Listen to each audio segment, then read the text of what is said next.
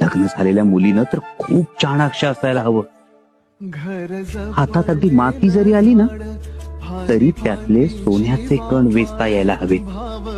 प्रतिकूल परिस्थितीला सुद्धा अनुकूल करण्याची खुबी आपल्याला जमायला हवी.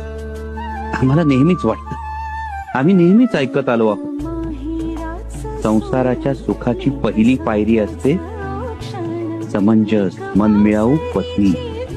पत्नीनं घरादारात एकोपा ठेवायचा असतो. पत्नीनं पतीची बुद्धीनं तेजानं आरोग्यानं साथ द्यायला हवी. आयुष्याच्या प्रत्येक लढाईत पतीच्या खांद्याला खांदा लावून उभं राहायला हवं. तो खरा संसार. आबासाहेब, आम्हाला हे का सांगताय? प्रत्येक बापाला आपल्या लेकीला हे कधी ना कधी सांगायचं असतं बा, म्हणून सांगितलं.